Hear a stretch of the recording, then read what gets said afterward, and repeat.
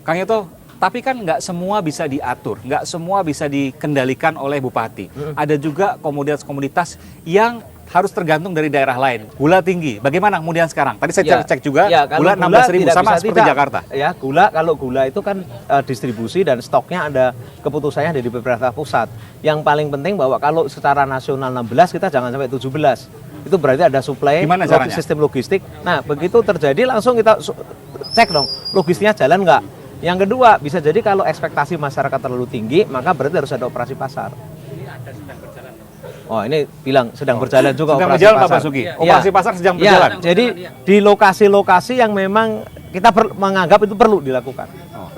Pemerintah Kabupaten Bojonegoro ketika ada komoditas yang tidak bisa dikendalikannya, maka dilakukan operasi pasar dengan cara menggandeng produsen. Kalau beras kan pasti dengan Bulog kita.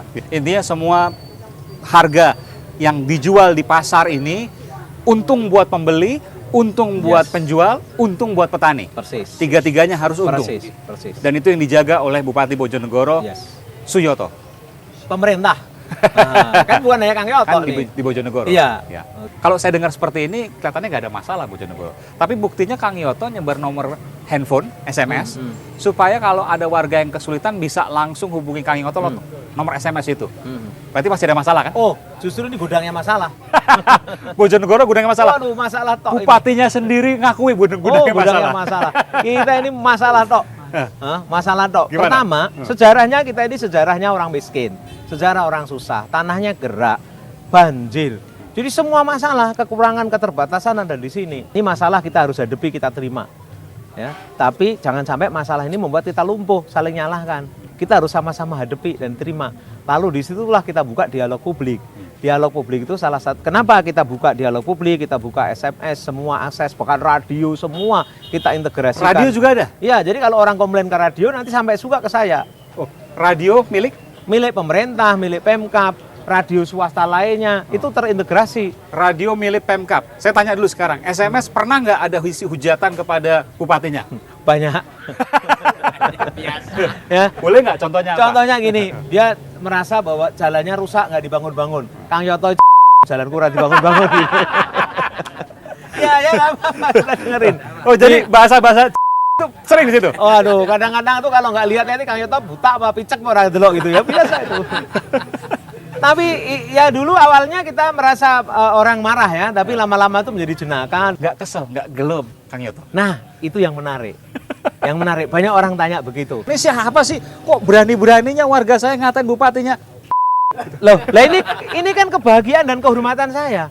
Lah kehormatannya pemimpin itu kalau dia bisa berlaku adil, kalau dia bisa melayani rakyatnya. Justru kalau saya tidak begitu, saya nggak merasa terhormat. Tapi itu kan di SMS yang dibaca langsung oleh bupatinya. Katanya tadi ada radio. Radio juga pernah ada isi hujatan. Waduh, mau ngomong apa saja nggak ada yang disensor. Nggak ada disensor? Nggak ada disensor. Itu radio Pemkab.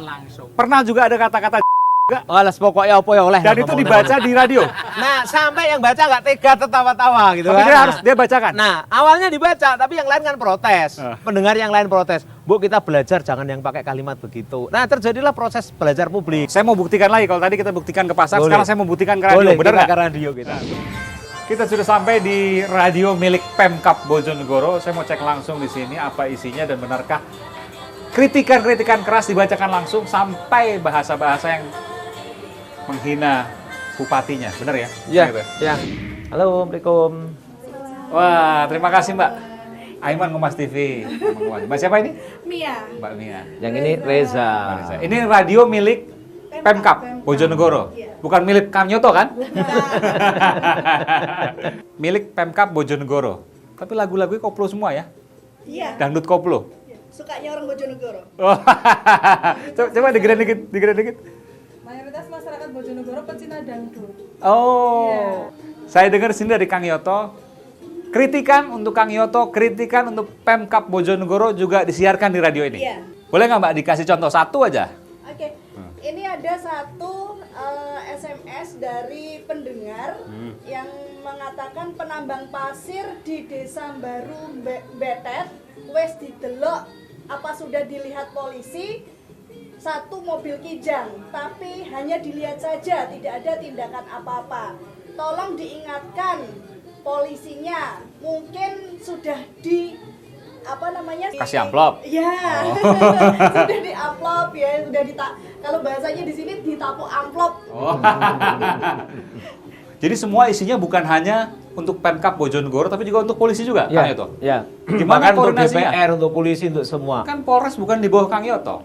Ini adalah komitmen kita untuk membangun open government partnership. Jadi kita percaya bahwa dengan partnership bersama rakyat, partnership bersama masyarakat, maka kita akan mendapatkan input yang luar biasa. Lalu polisi, penegak hukum, semua udah komitmen sama kita bahwa inilah bagian dari keterbukaan publik kita semua. Jadi kalau ada seperti ini, Kang Yoto langsung telepon ke Kapolresnya. Oh, nanti ini sistemnya udah masuk nih. Saya juga nanti masuk dalam nanti kalau itu yang terkait dengan PMK pasti udah masuk dalam sistem. Termasuk polisi? Iya, Termasuk Kodim juga? Sama. Jadi terkait kalau memang itu terkait dengan mereka pasti nanti akan sampai. Karena kita masukkan ini semua nanti dalam sistem lapor, layanan aspirasi dan pengaduan online rakyat. Kalau mereka terlambat 3 hari aja sudah ada indikator kuning. Wah, ini terlambat ini meresponnya. Lalu nanti setiap Jumat pagi kita ada yang namanya manajemen review untuk kita lihat bagaimana seminggu terakhir ini kita dalam merespon semua keluhan publik. Biasanya kalau kepala daerah masalahnya dengan DPRD, titipan A, titipan B, kemudian harus dijalankan, kalau nggak dijegal nanti pada saat pembuatan undang-undang atau pengajuan anggaran. Jadi awal-awal saya 6 bulan pertama bahkan ditinggal walk out, ditinggal pergi. Ada itu dinamika itu? Keras sekali.